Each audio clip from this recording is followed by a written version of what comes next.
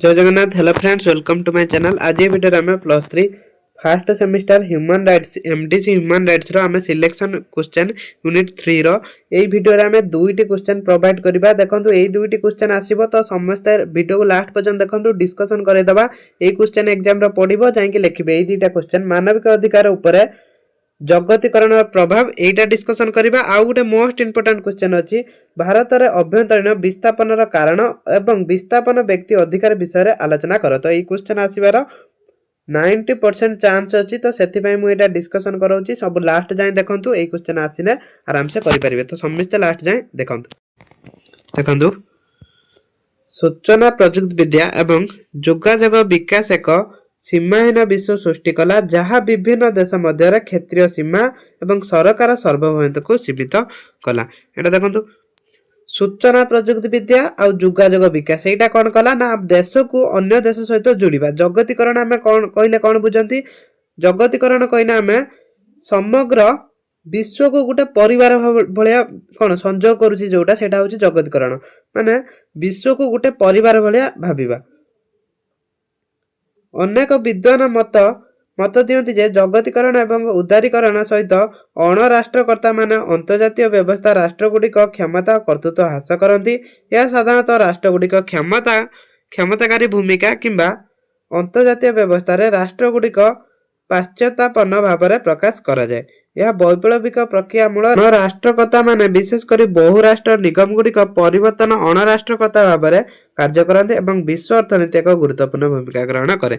या द्वारा कौन होची ना, जगतीकरण प्रभाव कौन पड़ुची ना, जगतीकरण पाई देखंतु जो अर्थनीति क्षेत्र में अधिक विश्वर अर्थनीति कौन होची ना अभिवृद्धि होची। अभिवृद्धि कहीं होची, वाणिज्य कारोबार होई पारची अन्य देश सहित। वाणिज्य कारोबार द्वारा समस्त धन उपार्जन करचंती। धर कौन वाणिज्य कारोबार आमदानी होची रप्तानी होची। आम देश जोटा नहीं, आम अन्य देश कौन करचंती ना सेटा आमदानी करूचंती, जोटा आम देश अच्छी अन्य देश नहीं आम सेटा रप्तानी करूचंती। तो से भलिया कौन होची ना, तांकर अभाव पूरण होची, आमर भी अभाव पूरण होची। सेटा जगतीकरण माध्यम रे होची। विश्व अर्थनीति एवं समाज उभय उपर सेमानक गभीर प्रभाव निसंदेह। एपरिक जगतीकरण शक्तिशाली अणराष्ट्रकता सृष्टि करिछि, जेउ माने अनेक उपाय मानवाधिकार उल्लंघन करि पारंती। ए जगतीकरण माध्यम रे मध्य ए जगतीकरण क्षेत्र रे मध्य कोन होछि ना मानवाधिकार मध्य उल्लंघन होछि। तो एठी देखिबा जगतीकरण रा जो प्रभाव रहिछि, सकारात्मक प्रभाव कोन रहिछि जगतीकरण रा कोन कोन रहुछि। गोटे दृष्टिकोण होछि जगतीकरण मानव अधिकार गुड़िक वृद्धि करे, जहाँ अर्थनैतिक लाभ प्रदान करे एवं अधिक राजनैतिक स्वाधीनता प्रदान करे। जहाँ अर्थनैतिक लाभ एटा कौन करता है, गोटे दृष्टिकोण जगतीकरण मानव अधिकार को वृद्धि करे, ता सहित आउ कौन करता है ना अर्थनीति क्षेत्र में लाभ करता है और अधिक राजनैतिक स्वाधीनता देता है। जगतीकरण सकारात्मक अवदान अर्थनैतिक एवं सामाजिक अधिकार पर आवश्यक आर्थिक परिस्थिति सृष्टि करिछि। ए जगतीकरण माध्यम रे कौन होइछि ना, आमे अन्य देश रे जाइकी सेठी भी व्यवसाय करूचंती। कुहा जाए जे बाजार यंत्र एवं उदारीकरण वाणिज्य समस्त लोक जीवन धारण मानर उन्नति आनिब। किछि विद्वान मत दियंती जे मुक्त वाणिज्य एवं आर्थिक स्वाधीनता राजनैतिक स्वाधीनता आवश्यक परिस्थिति अटे। तापरे यह आईन शासन को परिपुष्ट करिछि, जहाँ मानव अधिकार एक आवश्यकता उपादान अटे। ये जो जगतीकरण माध्यम रे आईन शासनटा कौन होइछि ना सठिक भाव में चली पारुछि। वर्धित वाणिज्य प्रायतः विकासशील देश मानक सहायता करे एवं दरिद्र ह्रास करिबारे योगदान करे। एटा कौन करे ना दरिद्र को ह्रास करे। वर्धित वाणिज्य प्रायतः विकासशील देश मानक सहायता करे। विकासशील देश सब कौन मान देश सब को एटा सहायता करे। ए देखो दरिद्र ह्रास करे कौन ना, जो दरिद्र माने थांती धर गोटे दरिद्र राष्ट्र अछि हैला, दरिद्र राष्ट्रटे अछि मने करा जाऊ गोटे दरिद्र राष्ट्र, तो तार कौन माने बहुत जिनस अच्छी जो गुड़ा से आमदानी करिबो, ताहाने जाइकी से रिकवर हो पारिबो। जोटा बेसी दरिद्र हो जाइछि से रिकवर हो पारिबो। सेठी कोन करिबो ना अन्य देश ताको सहायता करिबो। सेटा जगतीकरण माध्यम रे सेटा प्रतिफलन होई पारछि, जहा द्वारा से क्षेत्र रे मानवर अधिकार मध्य वंचित होई पारछि। वर्धित जोगाजोग देश गुड़िक पारस्परिक शिखिबा को प्रोत्साहित करे।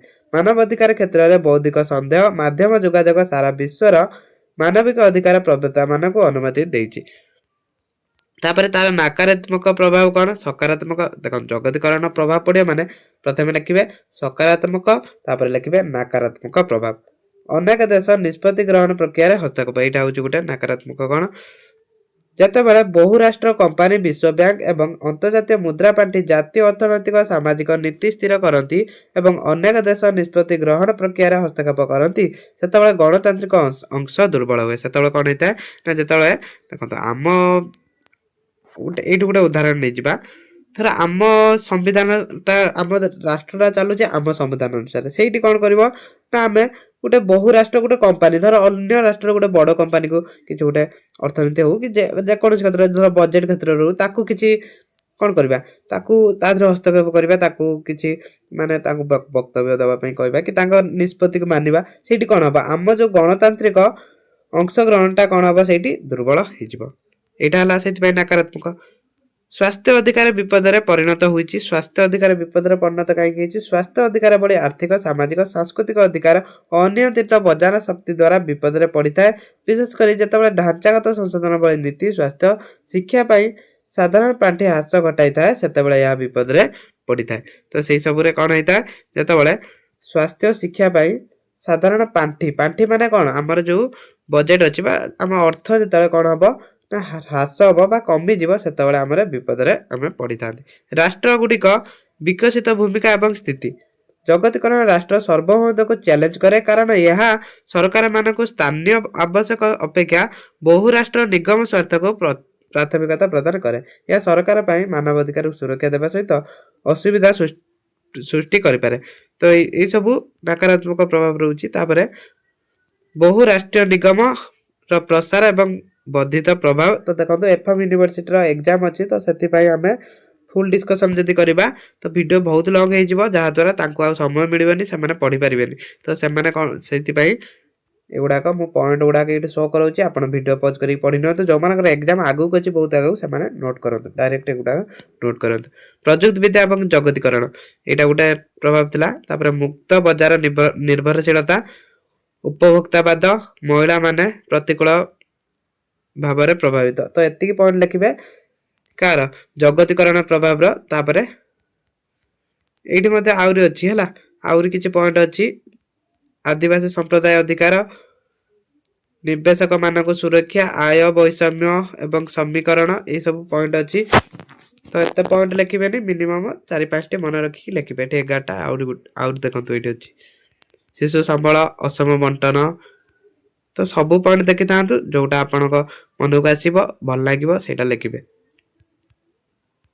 तापर हमें सेकंड क्वेश्चन टा को जिबा सेकंड क्वेश्चन को विस्थापन को जिबा देखंतु एटा विस्थापनटा खाली मु कहि दउची खाली बुझी जानतो बुझी गने आराम से लिखिबे विस्थापन आराम से समिस्त लिखि परिबे खाली कोन एटा टिके बुझंतु विस्थापन कोन हला विस्थापन कोन गोटे उदाहरण दउची विस्थापन केमिते होजन लोक विस्थापन माने गुटिए स्थान रु अन्य स्थान रे जाई के बसति स्थापन करि रहउछन धर विताडित भी करा होची तो सेटा विस्थापन देखंतु धर गुटिए अंचल रे कोन हला ना गोटे बड़ कंपनीटे हबो कंपनी गोटे सरकारी कंपनी हो जे कोनसी गोटे कंपनीटे हबो गोटे धर संगठन गठन करा हबो धर गोटे कंपनी हो हला गोटे कंपनीटे हबो तो सेही स्थान रो सेही एरिया रे कोन हबो लोक मानकु से स्थान रु तांकु उठा हबो सेही स्थान रु अलगा स्थान रे नै कि तांकु आश्रय दिया हबो तो सेहीटा को हमें कहंते विस्थापन तो सेहीटा होची विस्थापन एठी देखंतु विस्थापन रो कारण विस्थापन विषय रे टिके डेफिनेशन लिखि देबे विस्थापन टिके डेफिनेशन लिखिबे तापरे विस्थापन रो कारण इतो तो ये देखो ये जो से विस्थापन सब कारण अच्छी आराम से लिखि पारे आपण ये कारण सब लिखे देखो बहुत कारण अच्छी राजनैतिक कारण और विच्छिन्नता आंदोलन एगुड़ा पढ़ी ना पज कर पढ़े परिचय आधारित स्वायत्तता आंदोलन स्थानीय हिंसा परिवेशगत एवं विकास संबंधी विस्थापन भारतर अभ्यंतरीण विस्थापित व्यक्ति अधिकार गुड़ा सब पढ़ने तो यही सब कारण भारत में अभ्यंतरीण विस्थापन व्यक्ति मान अनेक अधिकार अच्छी जो निम्नलिखित अंतर्भुक्त अधिकार विषय लिखे समानता अधिकार अच्छी चल प्रचल स्वाधीनता अधिकार मौलिक आवश्यकता अधिकार शिक्षा अधिकार काम करने अधिकार सुरक्षा अधिकार ये सब अधिकार अच्छी ଫେରିବା ଅଧିକାର, ଆଇନଗତ ପ୍ରତିକାର ଅଧିକାର, ଏଇ ସବୁ ଅଧିକାର ତାଙ୍କର ଅଛି। ତ ଏଇ ଦୁଇଟି ଲଙ୍ଗ କ୍ୱେଶ୍ଚନକୁ ପଢିକି ଯାଆନ୍ତୁ ଭଲ ଭାବରେ। ଦେଖିବେ ୟାରି ଭିତରୁ ଏଇ ଦିଟା ଭିତରୁ ପ୍ରାୟତଃ ଗୋଟିଏ କ୍ୱେଶ୍ଚନ ପଡିବ ଏକ୍ସାମରେ। ତ ଏହାକୁ ଭଲ ଭାବରେ ପଢିକି ଯାଆନ୍ତୁ। ଭିଡ଼ିଓକୁ ଏଇଠି ରଖିବା। ଜୟ ଜଗନ୍ନାଥ।